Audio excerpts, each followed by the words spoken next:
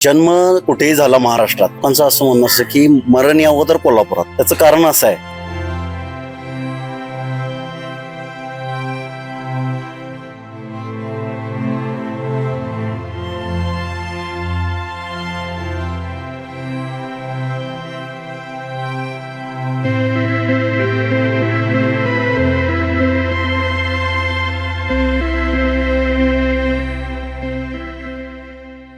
गोकुळची बासुंदी पुन्हा खावीशी वाटतेय. खरं सांगू, मलाही खावीशी वाटतेय. पुन्हा पुन्हा खावीशी वाटणारी गोकुळ बासुंदी. जन्म कुठेही व्हावा, पण मृत्यू मात्र कोल्हापुरातच व्हावा, असं का म्हणलं जातं? जगभरात मृत्यूकडे भीती आणि दुःख म्हणून पाहिलं जातं, पण कोल्हापूरची गोष्ट काही वेगळीच आहे. करविरी क्षेत्र म्हणजेच आपली दक्षिण काशी. असं म्हणलं जातं की माणसाचा जन्म कुठेही व्हावा, पण मरण मात्र कोल्हापुरातच यावं. याच दक्षिण काशीच्या पंचगंगा घाटावर अशी एक परंपरा जपली आहे, जी संपूर्ण देशात आपल्याला कुठेही पाहायला मिळणार नाही. तर ती परंपरा काय आहे हे आपण आजच्या ह्या विशेष रिपोर्ट मध्ये जाणून घेऊयात. आपल्यासोबत येथील काही जाणकार व्यक्ती आहेत, जाणून घेऊयात त्यांच्याकडून इथल्या स्मशानभूमीचं वैशिष्ट्य. नमस्कार. नमस्कार सर, कोल्हापूरच्या पंचगंगा स्मशानभूमीचं सर्वात मोठं आणि विस्मयकारक वैशिष्ट्य म्हणजे काय आहे? कोल्हापूरचं सर्वात मोठं वैशिष्ट्य म्हणजे येथील जन्म कुठेही झाला महाराष्ट्रात, तरी महाराष्ट्रातल्या लोकांचं असं म्हणणं असतं की मरण यावं तर कोल्हापुरात. त्याचं कारण असं आहे की इतर ठिकाणी दाह संस्कार हे टायरवर, पेट्रोल डिझेलवर, मीठ वगैरे मारून, परत मृतदेहाची अवेलना, हेळसांड होते. कोल्हापुरात अशी काही पद्धत नाही. कोल्हापुरात फक्त शेणकूट आणि कापरावर मृतदेहाचे अंत्यसंस्कार केले जातात. आणि इथं पूर्णतः 1 रुपयाही न आकारता ते अंत्यसंस्कार केले जातात. बेवारस मृतदेह जरी असतील तरी त्याचं वेगळं इथं सोय करून ठेवलेली आहे. इथली लोक त्यांचे अंत्यसंस्कार करतात. असं आम्ही ऐकलंय की अगदी इथे आगपेटी म्हणजे आपली काडेपेटी असते, त्यातल्या काडीचा सुद्धा वापर केला नाही जात. मग कशा पद्धतीनं नाही केला जात? इकडं कसं असतं, शेणी पेटवलेलं असतात.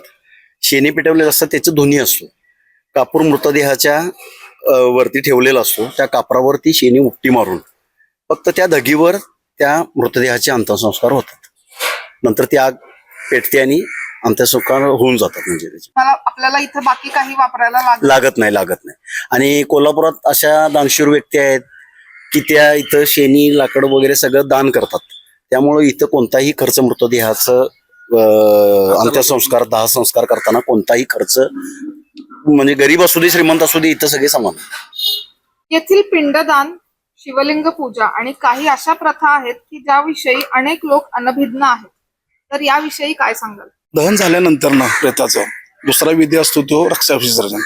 रक्षा विसर्जनला जे मृत व्यक्ती असते, त्यांचे नातेवाईक, मुलगा किंवा त्यांचे वडील किंवा इतर कोणी वारसदार, त्यांचं बट म्हणजे केस कव्हर करून ती बट घेऊन इथं दान करावे लागते. मग त्यासोबत आपलं गोमूत्र, गाईचं शेण, इथं म्हणजे ते विधी होतोय. त्यानंतर ना पिंड पहिला कसं करायची की चिखलाची पिंड करायची. चिखलाच्या पिंडीमध्ये त्या एरंडा, आपला एरंडाच्या काट्या लावून त्या एरंडाच्या काट्याद्वारे त्यांना चहा, पाणी हे त्यांना पिंडीला दान करायचे. मग इथलं वैशिष्ट्य म्हणजे कसं, म्हणजे आता फायबरच्या पिंडी म्हणजे वेळावेळी आता चिखल उपलब्ध होत नसल्यामुळं फायबरच्या पिंडी आता उपलब्ध केलेल्या आहेत. इथं एकमेव असं स्थान आहे स्मशानभूमीतलं, महादेवाची पूजा फक्त भस्म लावून होत नाही.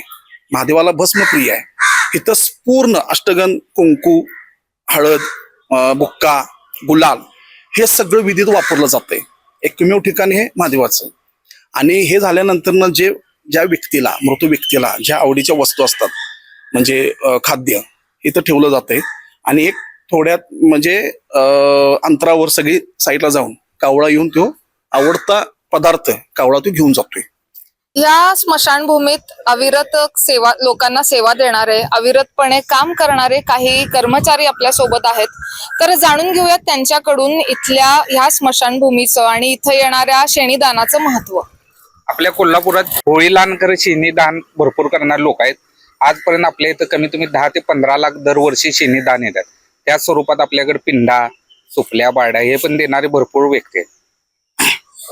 शेणीदान कोण करतं, म्हणजे कोल्हापुरातले लोक? कोल्हापुरातले लोक, कोल्हापूरच्या बाहेरचे पण असतात. भरपूर सहसा आपले मंडळ भरपूर लोक करतात सहकार्य. आपल्या कोल्हापुरातील 1-2 व्यक्ती होत्या, ते अमेरिकेला राहायला होत्या, पण त्यांचा निधन अमेरिकेत झाला. पण त्यांनी कोल्हापुरातच दहनासाठी कोल्हापुरात आपल्या पंचगंगा स्मशानभूमीत बॉडी घेऊन आलेले. ते आम्ही पूर्ण त्यांची खात्रीनिशीर दहन करून घेतलेले. त्यांची इच्छा होती जगाव कुठं, पण अमेरिकेचे असून ते स्वतःहून कोल्हापुरात आलेत की त्यांनी तिथं न दहन करता ती फ्रीज मधनं बॉडी घेऊन विमानातनं ते इथं आले आपल्या इथं, आणि आपण त्यांचं इथं निधन केलं. एका पंजाबी व्यक्तीची पण पंजाबी अशीच story मी व्यक्ती असं इथं बघून गेलेलं असं बाबा इथं दहन कसं केलं जातं. त्याचप्रमाणे त्यानं आपल्या घरात जाऊन ती इच्छा तिथे सांगितलेली आहे, मी मेलं तर मला कोल्हापूरमध्ये नेऊन जाळा म्हणून. मग त्याच्या घरच्यांनी पंजाबहून इथं त्यांचे प्रेत आणलेले जाळण्यासाठी. इतकं महत्व आहे आपल्या कोल्हापूर पंचगंगा स्मशानभूमीला आहे.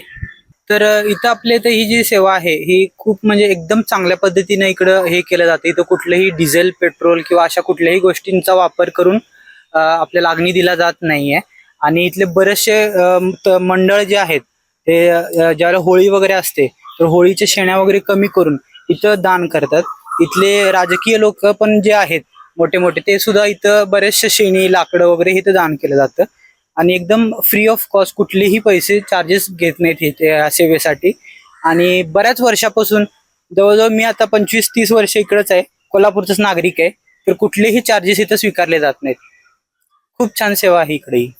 इतर ठिकाणी अंत्यविधीसाठी लागणाऱ्या अनेक गोष्टी इथे टाळल्या जातात. केवळ कापूर आणि विस्तवाचा वापर करून ही प्रक्रिया पूर्ण केली जाते, जी अत्यंत साधी आणि तितकीच सात्विक मानली जाते. मृत्यूच्या त्या अखेरच्या प्रवासात सुद्धा एक प्रकारची सात्विकता इथे पाहायला मिळते.